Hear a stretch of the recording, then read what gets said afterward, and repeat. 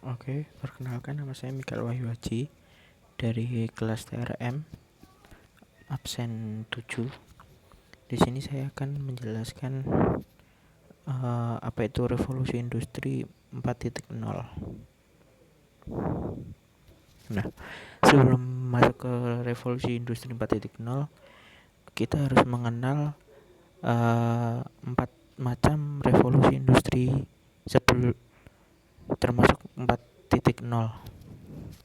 Yang pertama, revolusi industri 1.0, yaitu ditandai dengan digunakannya atau ditemukannya mesin uap untuk pekerjaan-pekerjaan pabrik, untuk mesin mobil, itu semua memakai mesin uap pada industri 1.0.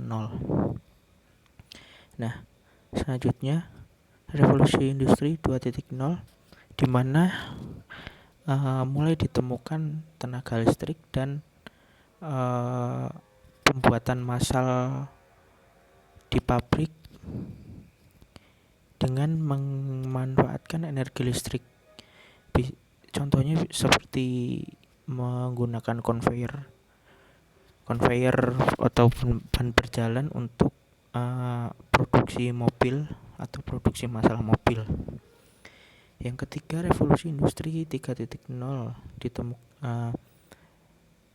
di revolusi industri 3.0 ini sudah ada teknologi, yaitu automation, komputer, dan elektronik.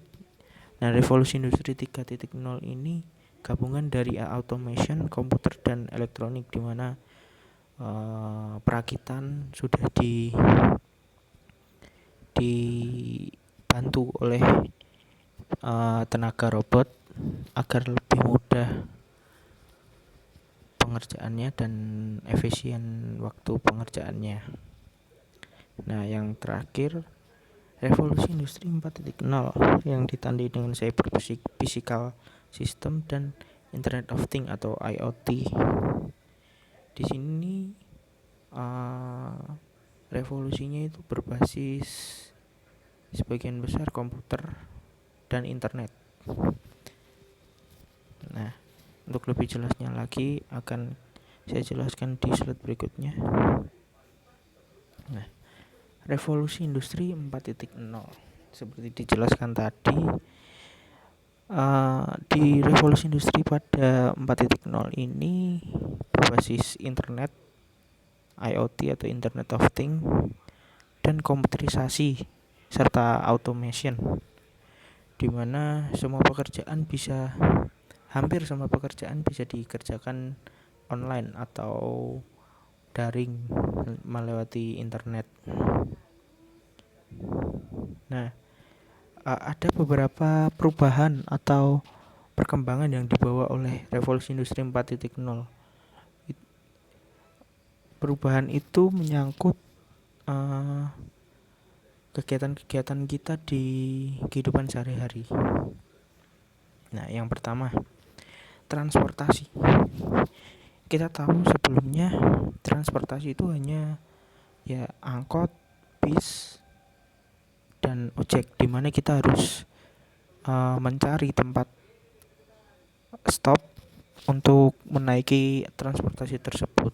Tapi di revolusi industri 4.0 ini telah dikembangkan, di mana kendaraan atau transportasi itu yang menghampiri kita dengan cara kita memesan lewat aplikasi. Kita memilih transportasi apa yang ingin kita pakai. Nah, contohnya adalah Uber di luar negeri, yaitu seperti taksi online. Nah, lalu ada Grab dan Gojek, ini made in Indonesia.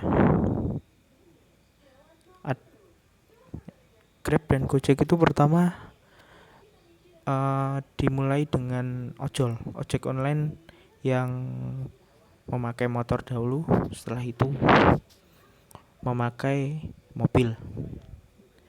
Selain itu, selain transportasi, Grab dan Gojek itu juga merambah di bidang makanan atau pemesanan makanan, di mana kita bisa melihat katalog atau daftar list menu yang kita ingin makan, lalu kita pesan dan makanan itu akan diantar ke tempat kita berada. Nah, yang selanjutnya pekerjaan. Di sini saya membahas 3 pekerjaan, tapi sebenarnya masih ada banyak lagi.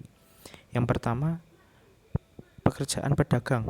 Nah, sebelumnya kan pedagang kita harus face to face. Pembeli harus datang ke tempat pedagang untuk memilih barang.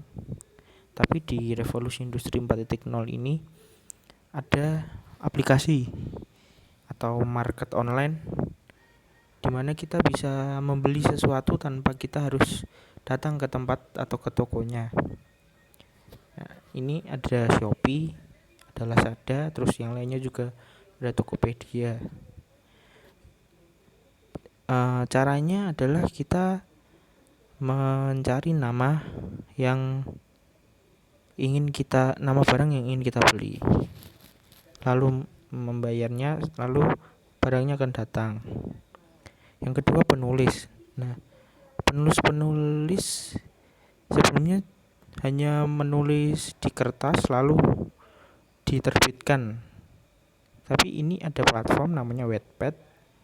Itu bisa kita mengetik suatu cerita lalu langsung kita posting.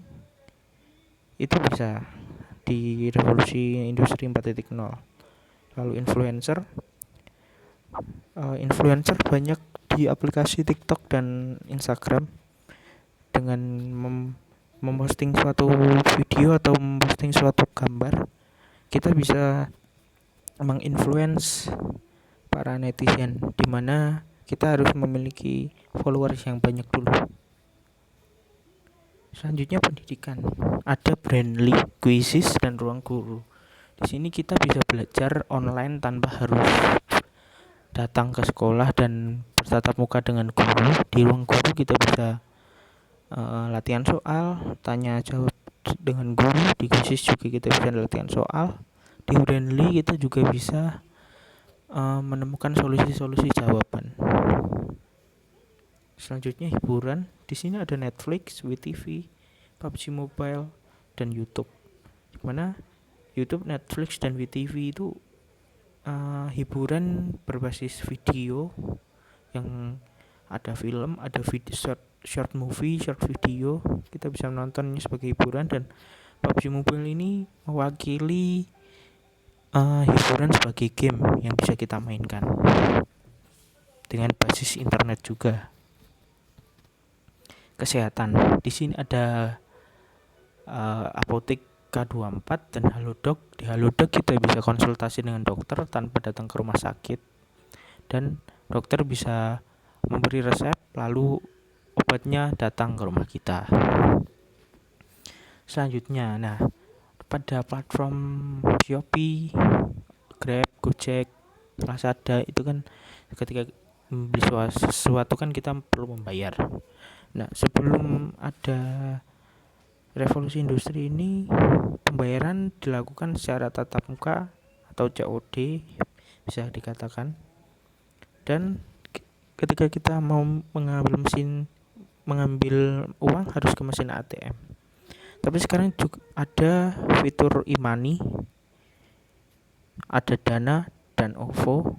Kita bisa membayar Shopee, bisa membayar Grab, Lazada lewat Dana dan OVO. Lalu e-tol.